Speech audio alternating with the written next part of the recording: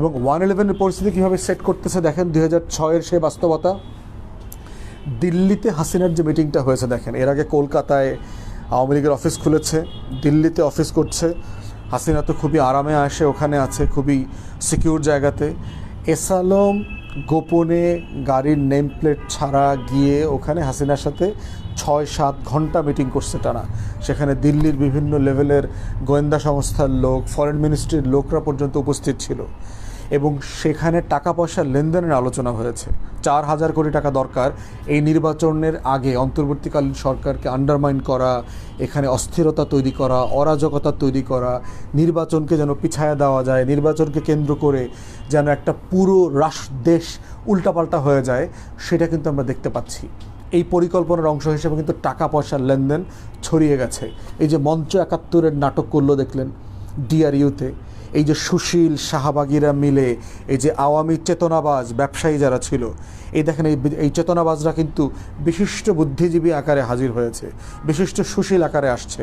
দক্ষিণপন্থীদের উত্থান, অতএব হুজুরদেরকে ঠেকাইতে হবে, হুজুরদেরকে ঠেকাইতে হলে আমার সেকুলার লিবারাল পলিটিক্যাল দল লাগবে, অতএব আওয়ামী লীগের বিকল্প নাই। ন্যূনতম যদি আওয়ামী লীগকে এখন গণহত্যার অভিযোগে যেহেতু বিচার চলছে, তারা এখনও ক্ষমা চায় নাই, তাদেরকে হয়তো নির্বাচনে আনা যাবে না, তো আপাতত জাতীয় পার্টির ব্যানারে ফিরায় নিয়ে আসা। এবং এস আলমের টাকার রং দেখেন, চট্টগ্রাম বিশ্ববিদ্যালয় কেন্দ্রিক যে মারামারি হচ্ছে, মঞ্চ 71 নিয়ে যেই ঝামেলাটা পাকলো এখানে দেখলেন, তারপরে গণ অধিকার পরিষদ, নুরু, জাতীয় পার্টির অফিস নিয়ে যে বিষয়টা চললো এখানে, এরপরে আজকে ধানমন্ডির সামনে আওয়ামী লীগের ঝটিকা মিছিল, গুলিস্তানে গত 2-3 দিন আগে আওয়ামী লীগের ঝটিকা মিছিল, এইগুলো কিন্তু এস আলমের টাকা যে কথা বলছে এগুলোর প্রমাণ। এখানে যে প্রচুর অস্থিরতা সৃষ্টির চেষ্টা করা হচ্ছে, তাহলে এর মানে কি এটা প্রমাণ করা যে অন্তর্বর্তীকালীন সরকারকে ব্যর্থ প্রমাণ করা? অন্তর্বর্তীকালীন সরকার পারছে না, ইমার্জেন্সি দিতে হবে, নির্বাচন ভালো হবে না। সিপিডিও দেখলাম 6-7টা অস্থিরতার কথা বলছে যে কেন ফেব্রুয়ারিতে ভালো নির্বাচন হওয়া সম্ভব না, এবং ওই একই বয়ান তৈরি করবার চেষ্টা করা হচ্ছে বিভিন্ন সুশীল বুদ্ধিজীবীদের মাধ্যমে।